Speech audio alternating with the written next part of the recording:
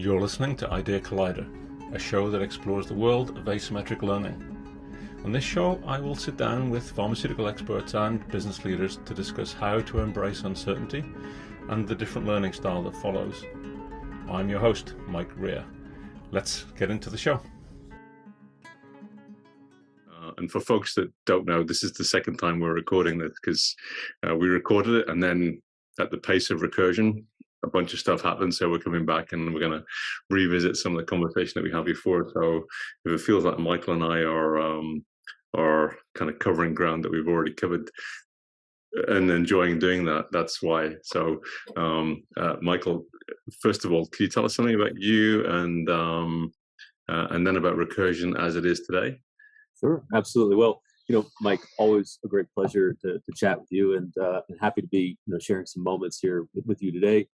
I'm Mike Secora. I'm CFO of Recursion. Prior to joining Recursion, scientist by background, PhD in applied computational mathematics, and research in a number of different areas across physics and applications therein.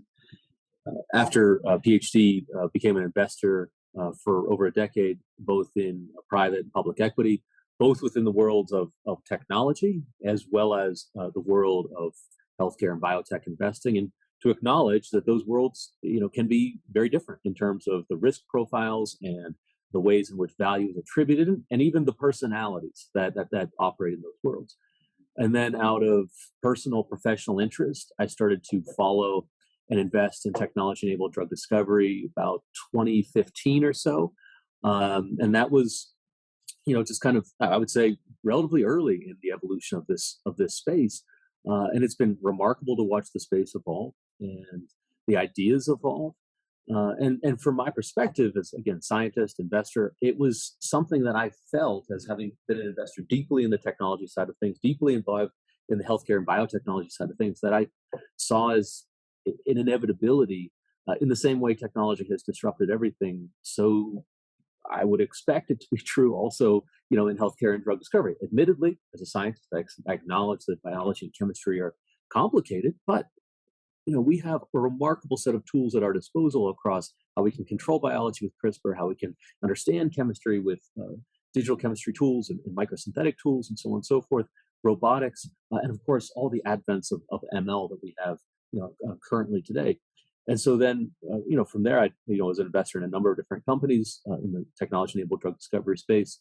But whenever I first met Chris Gibson and met Recursion early in 2019, saw in Chris and in the company, a company that I believed had the substrate to kind of go the distance, to be a transformative force to help define and lead that space across a growing pipeline, across what the company wanted to do with a partnership strategy, across how it wanted to grow its data, and even how it even thought, right? The philosophy that it had about thinking about data and the lessons from the technology space, being respectful, of course, always to the biology and chemistry, but also being respectful to the tools that allow you to kind of probe those systems in mass and then unite those worlds with great rigor and humility. And of all the many companies that I had done diligence on, in the technology side, the biotechnology side, really this was the one that I ever kind of felt the calling that if I did not answer this, if I did not become a part of this, I would regret it. And so with that, I ended up joining Chris and Recursion, and it's really hard to believe I've been here for about 3 years now. Time goes by. We've certainly been scaling the pipeline, been scaling the partnerships, scaling the data, scaling the technology, and I would say continually to, if there's a way to think about Recursion, I would kind of frame it as this: it is grounded. Recursion's story, and I think its future, is grounded in its mission. Its mission is to decode biology to radically improve lives, and there you see this dichotomy of how you invoke technology to improve society for the better, touching patients' lives. And in that context, Recursion has been, since its founding, been integrating technologies, again, across biology, chemistry, robotics, machine learning, in service of trying to increasingly transforming drug discovery into a technology, into a search problem, by mapping and navigating biology and chemistry at scale. And that is from having done over 150 million wet lab experiments ourselves, having amassed a proprietary data set that is approximately 20 petabytes in scale. To put that in context, that is, if you took every film in human history in every language in high definition, we're talking multiple factors larger than this. I would believe it to be one of, if not the largest in vitro biological and chemical data sets on Earth. And importantly, designed with machine learning purposes involved across scale, right? Do you have the vastness of a data set to resolve signal from noise? Do you have relatability, meaning an observation or experiment done today can relate to all others that have happened in the past? The experiment done today relates to one a week ago, a month ago, a year ago. And all those observations can create this network of insights that can be searchable. Do you have orthogonality? Are you providing different kind of data sets that help you to confirm, resolve, refine what insights you're extracting from this map? And then, of course, are you finding novelty? Are you finding targets that are not well known in the corpus of biological literature? Are you able to answer questions that have not been asked or answered in the past? We're talking about doing wonderful science at scale. I'd like to imagine ourselves being kind of industrialized scientists and how we can posit questions and answer questions. And it's fantastic. And all of that in service to industrializing drug discovery and development from target identification into industrialized validation, translation, development, precision medicine, ultimately, in service to the patients. And it's been fantastic to be involved with all of this as these worlds unite. And as we continue, because the OS, right, our operating system is an evolving thing. We've been able to go from the in silico to the in physico and back again, right? Always uniting those cycles in a biological context. Now we do that in chemistry, increasingly in a chemistry context across digital chemistry. And we're looking to actually expand more into automated microsynthesis chemistry. Again, uniting those worlds of the in silico and the in physico to continue to open up gates, debottleneck the process at every step in service to providing a enterprise scale, full stack solution for drug discovery, whether it be for us with our internal pipeline or whether it be with partners who want to be able to work with us. Yeah, and it is fascinating to look at the kind of insight that you had that. So this is not just trying to take a tech company's view of like how easy pharmaceuticals can be. You've essentially built the company to be a new kind of pharmaceutical company in a way. So, which sciences you bring in, which technologies you look at. So this isn't trying to assume that biology is a technology problem. You basically said, look, this is a different kind of problem than we've tried to solve before. Mm-hmm. That's exactly right. That's exactly right. I mean, I think that there are some rich problems for us to be working on. I think we find ourselves at a unique time and place where there are a remarkable set of tools at one's disposal. But I think beyond the importance of any one tool or point solution, there is so much more strength and value in the way in which technologies can be integrated. And then when that integration is achieved, how the scale at which those technologies can operate. And then from that, the data and the insights that can be pulled out, extracted from there, that can be, again, that relatability and those networks of connectivity giving even greater and greater insight. Even now, across all of the experiments we've run and all the data that we've been able to amass, we have approximately 3 trillion, insights across biology and chemistry, which tell us about, novel targets and how these may be operating in conjunction for a given disease. And it's a wonderful time. It's a wonderful time to be involved. So I want to unpack some of the stuff that I was maybe naive about, but talk to me about relatability, because I think this is one of the key things that sort of seems to be at the core of the recursion idea. Absolutely.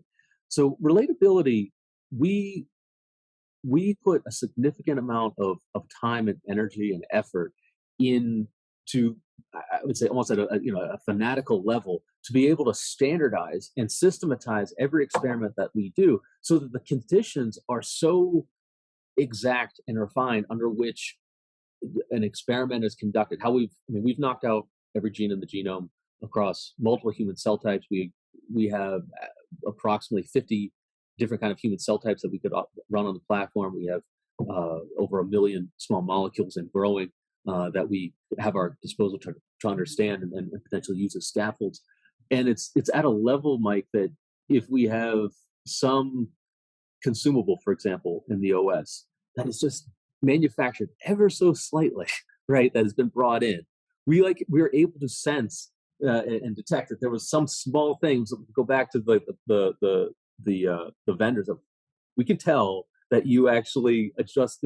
Although it may be precise enough for some, it's not precise enough for recursion. There's this just obsession with the standardization and systemization because we can all acknowledge biology can be a noisy system, and if you acknowledge that you're operating within a noisy system, you have to try to reduce noise or anything the like by any means possible. And so that there's just such an adherence to all of those different conditions and how we even consider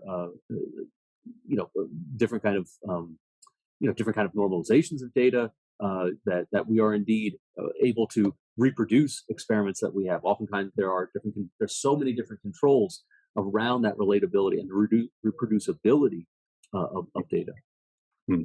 Which is fascinating to me because this idea of like learning is the superpower, right? That the companies have to, there's no doubt that going forwards, learning is going to be one of the key components of what separates companies out.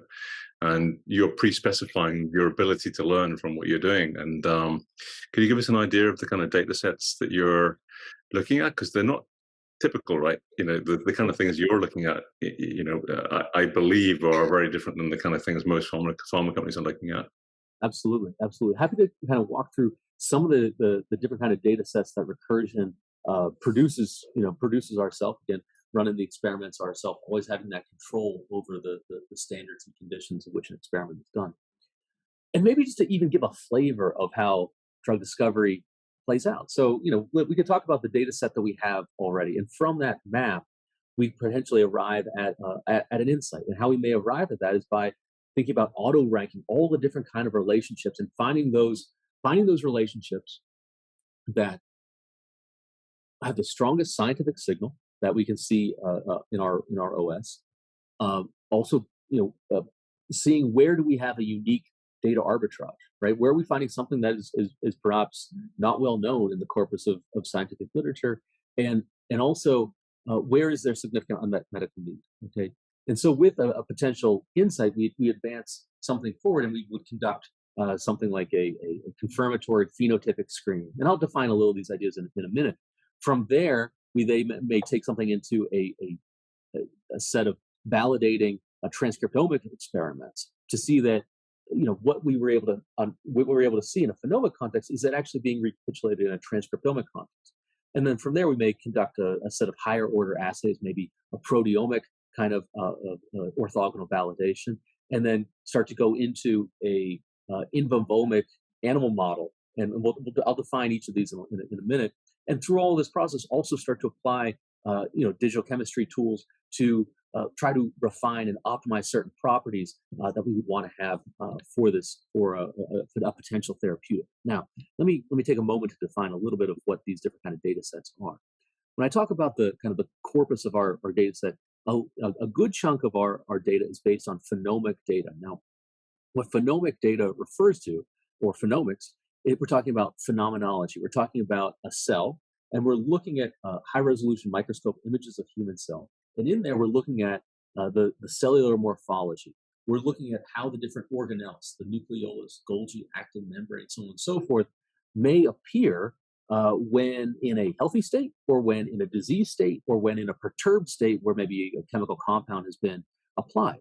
And in that context, using computer vision to really be able to extract out features around those different organelles. And how that cell may look differently when it is healthy, when it's diseased, when it's perturbed otherwise. That basis of phenomic data is kind of how we think about as a starting point for how we map and navigate across a good number of our maps. Now, when you then start to kind of move into transcriptomics as perhaps an orthogonal validator, there transcriptomics is looking at effectively messages within cells. We're talking about transcripts. We're talking about mRNA that may be passed in service by a cell of what proteins it may want to build. And in that context, the the prevalence of certain transcripts being passed around in a cell may tell you again about something about the healthiness or disease state of the cell, or what the cell is trying to do when it is perturbed in a certain way. And then proteomics is looking at densities of proteins again in a cell, and we can look at it in the context of whether a cell's healthy, diseased, perturbed, otherwise. And lastly, infovomics is effectively our approach to how we think about animal models. There, we actually have put different kinds of sensors in cages of animals where we may be running a rodent model, right? So often case in infovomics, what we're doing is we're looking at a rodent model. And there we're looking at maybe heart rate, breathing rate, appetite, overall kinesics of the animal. And we're frankly animals in a given cage. In that context, it may be one animal, it may have multiple animals. We're able to, again, using computer vision, track each individual animal and then see the higher order social biomarkers. So if you and I, Mike, were in the same room and maybe I had a cold, maybe I would be covering my mouth a little different. Maybe I'd be a little bit more guarded. Maybe you would be asking me, how am I doing? That's a social biomarker that we can resolve. It has something to say about the overall toxicity effects for that given rodent model. So these are the, even in isolation, the way we are applying next gen technology, even think about how to even think about live, how to think about animal models, or how to think about cellular morphologies or transcriptomics or proteomics, all in concert to moving from states of relevant biology, moving through these lenses of getting to something that is increasingly truly real biology. Yeah, and I love that idea of almost the different lenses that you're applying to learn, right? Because what you just talked about, I mean, the social construct of translational biology is something that you couldn't do 5 years ago, right? That, I mean, you must be. Can you give me an idea of how many terabytes of data you're creating in each experiment? Sure. So we have each week we are executing up to, let's say, 2 million experiments each week, whether that be in a phenomic context, mostly a phenomic context, but also transcriptomic context, animal models, what have you. And then we have approximately 20 petabytes of data that is being generated, and it is it's a substantial amount of data, and to the effect of what it means for us to even host that, or even be able to train different models on, for which we have our supercomputer on-prem. We have an on-prem supercomputer, BioHive-1, which we use to actually train our different neural net models on, and that was a purchase because we were finding that cloud compute just wasn't sufficient because of latency issues for us to actually do the training on such a massive data set. And and BioHive-1, actually, in the top 500 supercomputer list, which just came out again in November, BioHive-1 still very high on the list, 115 in the world, across any industry on Earth, and I think within the context of biopharma, ranking extremely high. I actually didn't go through every computer there, might very well be the one of, if not the top, supercomputers owned and operated by a single biopharmaceutical company. Amazing.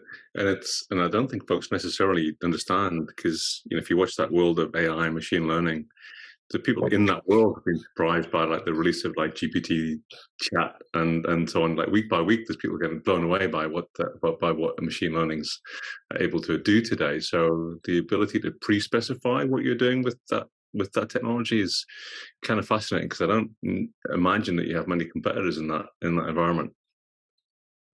I think that's right. I mean, I think our application of AI to what we do is pervasive. We look to try to apply machine learning approaches, any kind of scientific tool to extract insight. We try to apply it almost everywhere in our operation. So it's with respect to our experiments, on how we design them, how we execute them with all the different robots that we have at our disposal.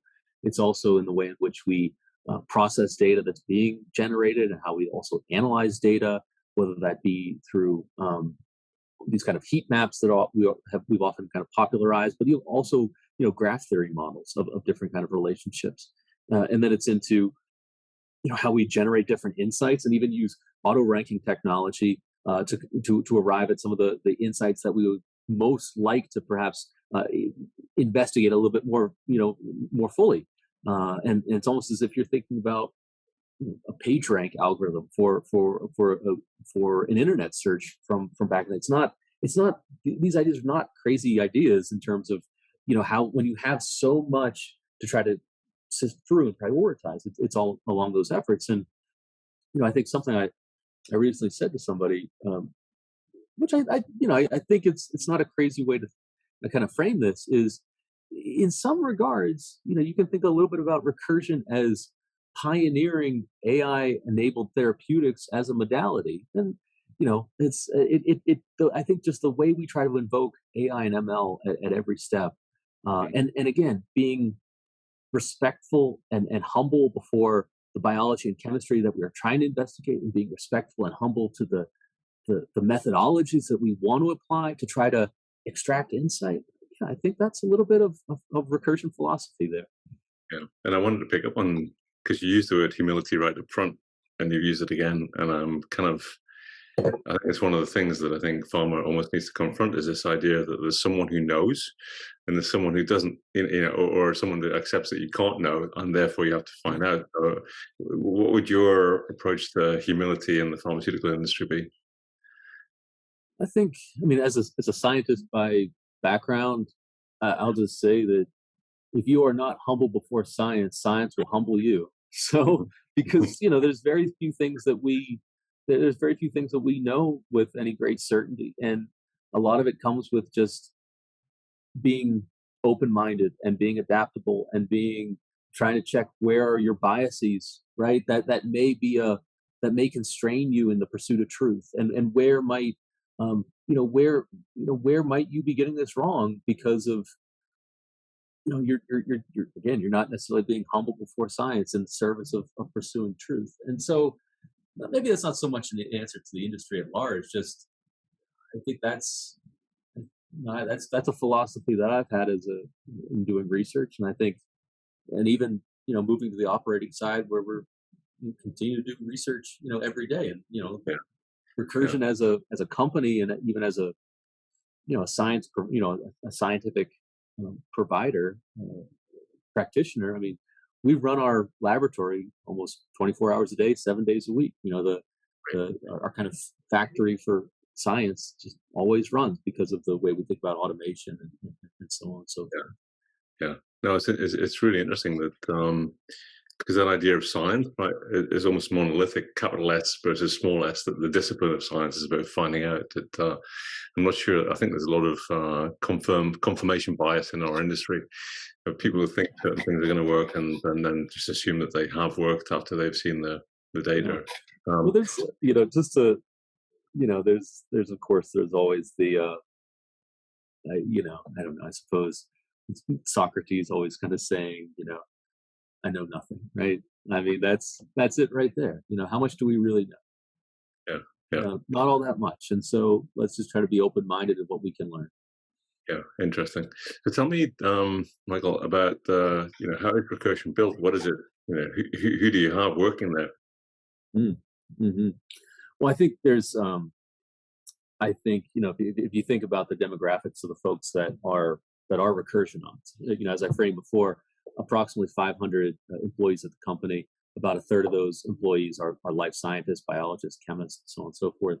About a third of those employees are technologists, so ML scientists, data scientists, automotive engineers, and so that's I think a unique demographic for large pharma to have that kind of unique mix. And with that, there is it's so much of a teaching culture. It's about teaching biology and chemistry ideas to technologists, and technology ideas to biology and chemists.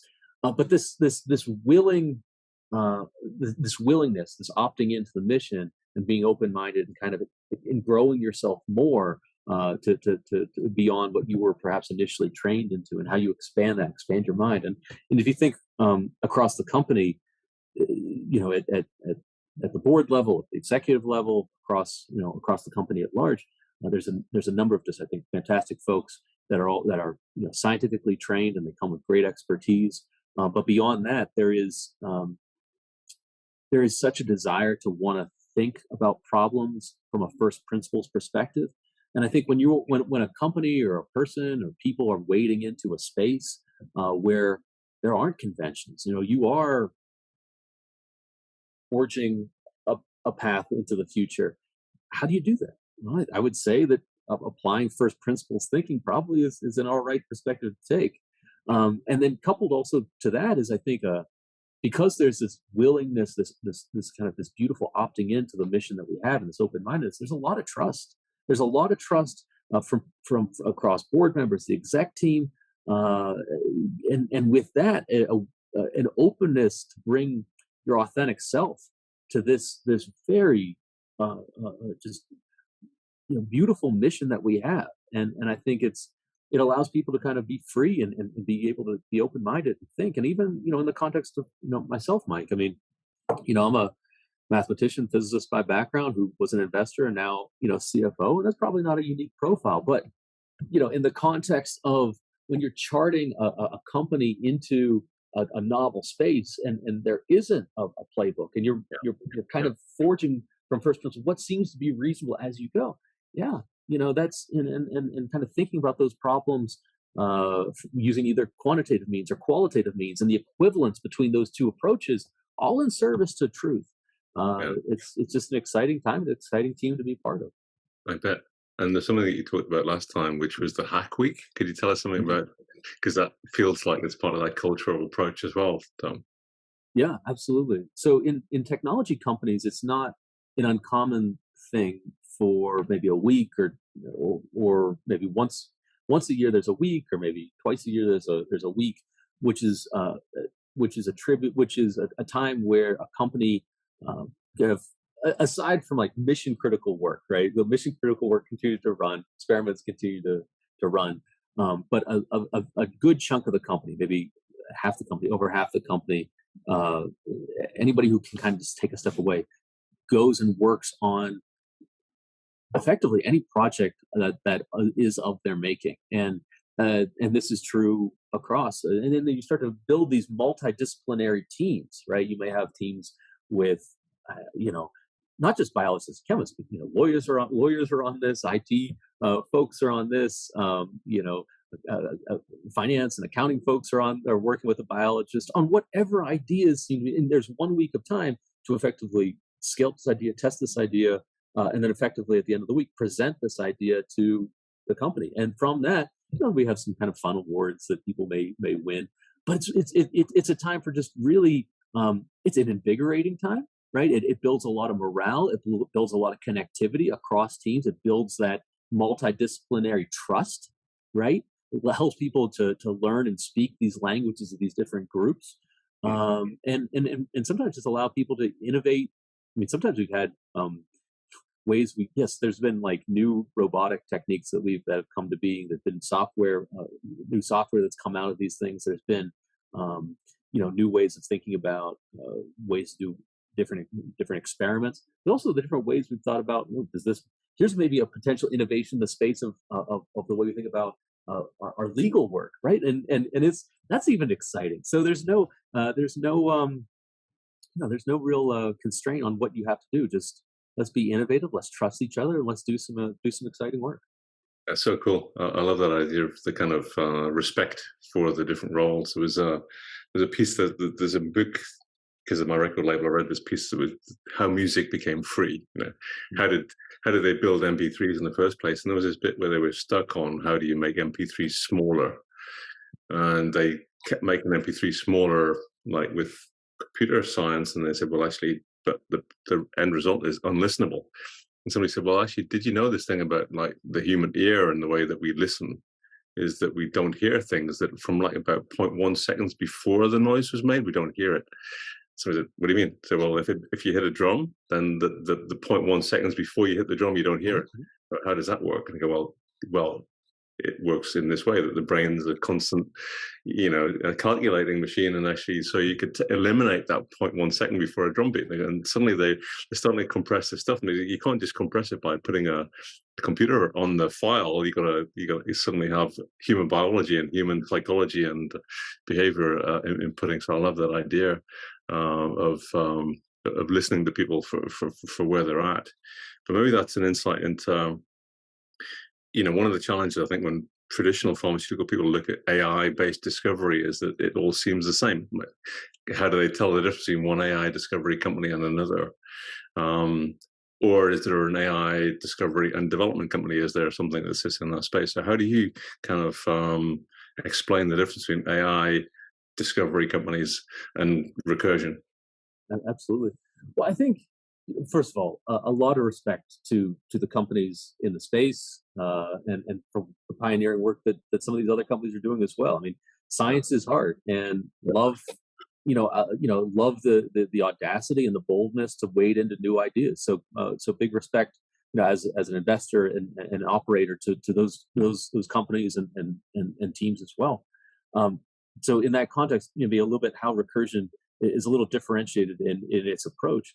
So I think there's first an acknowledgement of Recursion's history, starting as I would say a biology first company, and in so doing, looking to, and we talked a little about this, the obsessiveness over which we want to control and execute our own experiments to build the data ourselves, acknowledging, and I say this as a scientist, in sometimes scientific literature can be biased, and it can be unrelatable, and it can be unreproducible. Okay, well, what edge are you going to have if you build that data yourself? You're going to try to solve those problems. So that's the commitment to why we build the data set ourselves, so that we control that data, we own that data, we can use that data for our internal programs, and we can also use that data for certain partners, transformational enterprise scale partners that we want to be able to work with. Now, that has given rise to a number of novel targets that are, again, not well known in the corpus of scientific literature, and in the context of when you're trying to do novel biology or wanting to work in large intractable areas of disease. This is potentially very exciting. I think these are things that got Bayer in the space of fibrosis, potentially excited with Recursion. This is also potentially what got Roche Genentech potentially excited with Recursion. Predominantly there, that partnership being in neuroscience, as well as a single oncology indication. And so, what kind of novel targets can you potentially bring to large intractable areas of disease? And then how we've been able to kind of think about biology, again, uniting the in silico and the in physico, and again, building data sets that are relatable. We've been able to do, I think, very well in biology. But since that, Recursion, building into chemistry, building our own internal digital chemistry tools, and our desire to want to build, and of course across medicinal chemistry as well, build into automated microsynthesis. Again, uniting those worlds of the in silico and the in physical, like what we had done in biology, but do it in chemistry. And then also, what we've already been doing is industrialized validation, and then moving into increasingly precision medicine, right? And ultimately going through all the different stages of translation into development. And what I'm highlighting there, Mike, is I think, across this, we want to have ML and AI touch all of these different pieces where it is appropriate.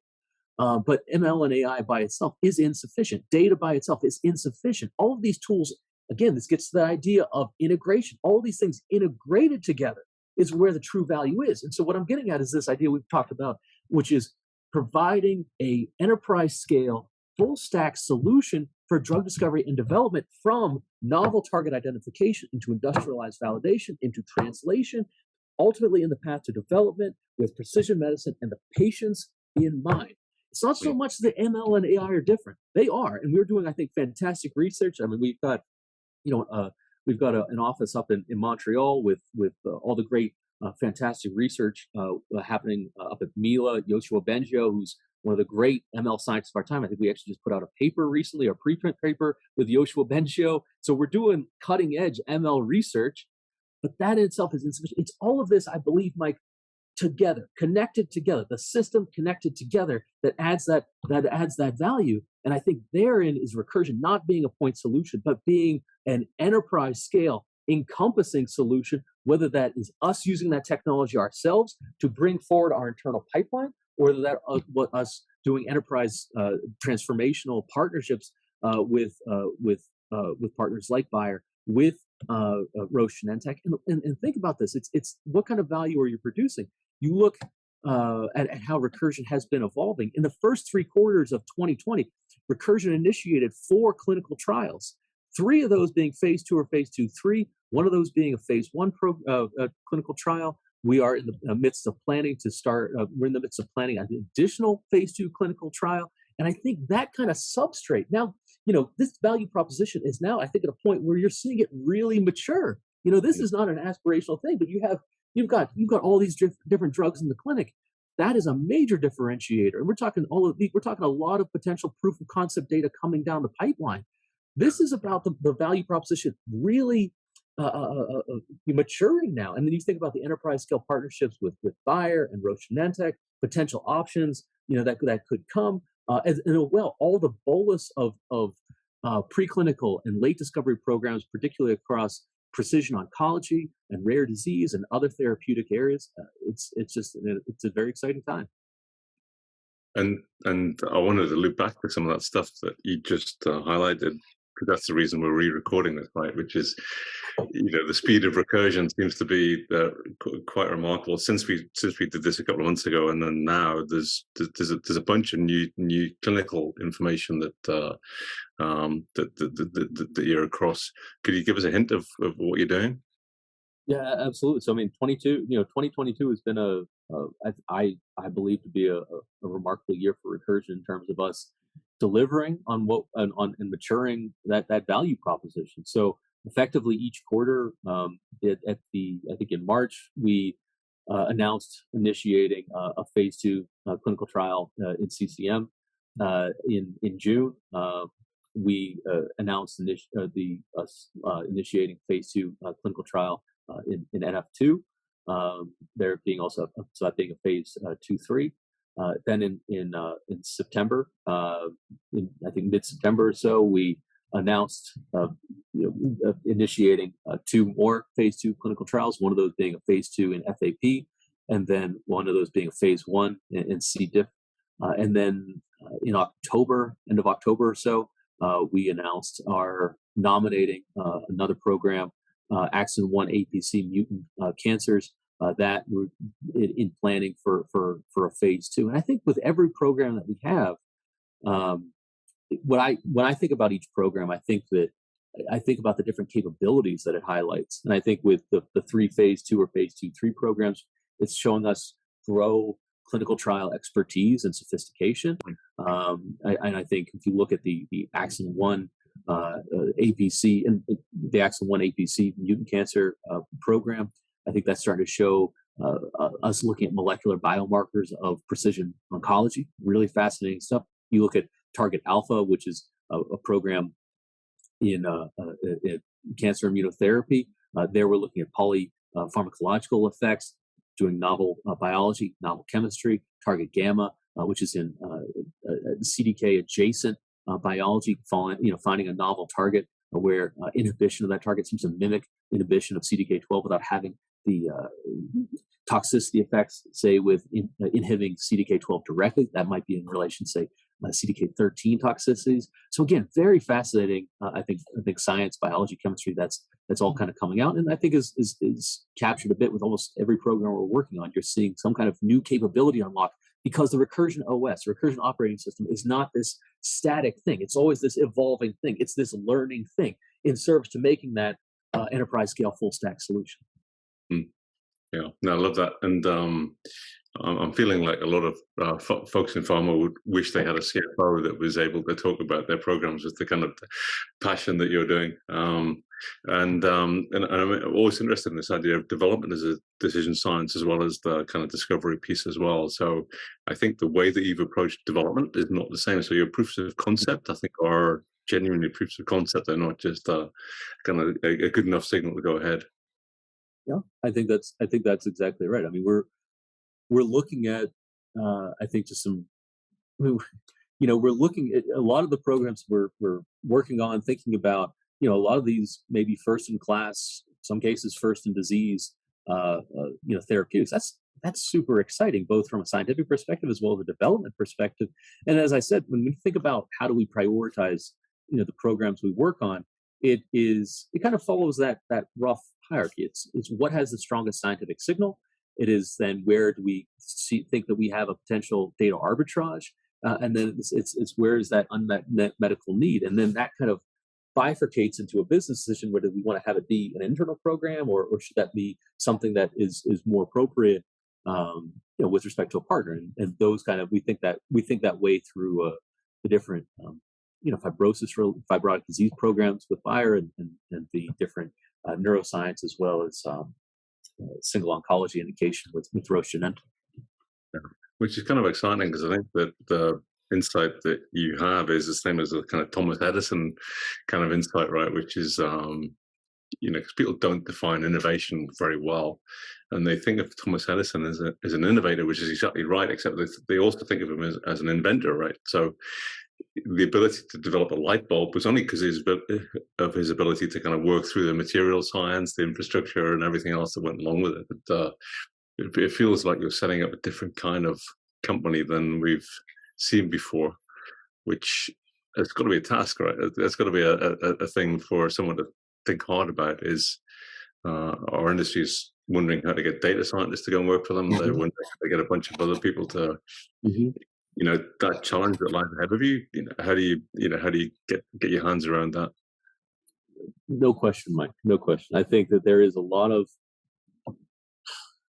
new ideas that I think Recursion, considers. I think there's, and I think I think we've always been very intentional around our culture in terms of how we want to be able to unite these worlds of technology and biology, and be respectful to both those worlds, and allow people to be able to unite across their vectors of expertise in service to the mission. And I also think that we do come from I think we have created a very teaching culture. If you come here on site, you'll see most of the walls, and I look around here, are whiteboards, and that's for impromptu lectures on a host of different topics. And I think that makes for a wonderful environment. And and if you think about the idea of a new kind of company, there is a deep point of pedagogy, and I'm an academic by background. I thought about being an academic, and there's a point of teaching that you have to be able to the technology industry, whether that be investor or partner or an employee or whomever.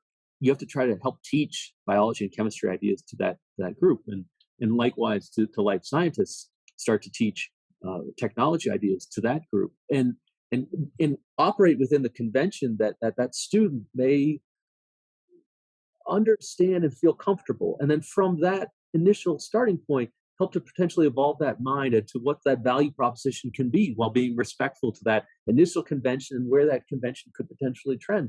And I think it just gives rise to a very much a teaching culture, and both internally and externally. Which is interesting, because I always think that there's something about that idea that you learn a lot by teaching. Yes. At the same 100%. time. Yeah. No, that idea. There's Richard Feynman, right? One of the great physicists of the 20th century. There's a number of different YouTube videos of Feynman talking about the nature of teaching and pedagogy, and there's kind of the Feynman's method, where he would effectively try to learn and teach something to himself, and when he couldn't answer a question, that's when he would kind of dive deep, and it was always his methodology for him to learn something was effectively to try to teach himself something, and then try to teach someone else something. And that's I mean, if Feynman says it works, it's going to work. Exactly. Yeah. And that argument for more authority, which is the kind of industry norm, right? I really like that you've embraced that. And I'm aware that we always kind of run over the time that we had available. But one thing I remember from the last time was just how great your recommended reading list was. I want to come back to, which books would you kind of recommend for folks to go take a look at? Sure. Well, I suppose my reading list right now, I try to read a few different books at the same time, because sometimes I find that I don't know. I find that I don't know. You don't forget. You don't forget what you're reading, but sometimes it just helps to keep it active. So, a couple of things that I'm actually reading right now. There is a book called Journey Through Mathematics, which is it's actually it's both. So it looks at some of the great theorems through human history, starting with like ancient Greece. And there's like maybe a dozen, 2 dozen different chapters, and each chapter will talk about the historical context that was happening in that society when that idea or theorem was happening. So you may be talking about like Euclid or Newton, right? And then they actually present the theorem and they'll present the proof of it. So you want to go deep on the history of math? It's there. You want to go deep on the theorem of what it means? It's there. You want to go deep on the proof? It's there. Very fascinating kind of history of mathematics coupled with the actual mathematical rigor. Very fascinating book. Another book that I am just starting to read because a colleague of mine just gave it to me as a book. It's called Team of Teams. So it's a leadership focused book, but from the perspective of a former military veteran, a very high ranking military fellow. And so, and I think, frankly, the lessons of leadership, particularly in the context of the military, are very clear, right? Very clear. And that's a book that I'm just starting now. And then another book that I'm actually rereading is it's a book by Erwin Schrödinger, right? So the great quantum physicist. He wrote a book in the mid to late 40s called "What Is Life?" And this is actually Schrödinger starting to apply some quantum mechanical thinking loosely about what the potential structure of DNA could be. And it's a book that not too many people know about, but Schrödinger started to do some of the early work in DNA that eventually got picked up. It's a very fascinating book, not a long book, maybe about 80 pages, give or take, but a fascinating little book to read. That's impressive. And those are 3 different books than the books you said last time. So just so you know. Which I think is a great signal. In the last minute, Michael, because I know I don't want to hold you up, but how do people find you or find Recursion? What's the best way? Sure, absolutely. Well, Recursion website is recursion.com, RECURISION. And I think the best way to kind of reach out to me or Recursion, you can find me also on LinkedIn, Michael Secora, Recursion, and happy to be in touch. And Mike, it's always a great pleasure to chat with you, chat through different ideas. It's always when we run through an hour, it always goes by very fast, but it's always hyper enjoyable. Feels like a few minutes, and I feel like you've got another month to go of 2022. So I feel like we come back January 1st. There's going to be a whole bunch of new updates. We got to publish this one fast. Exactly.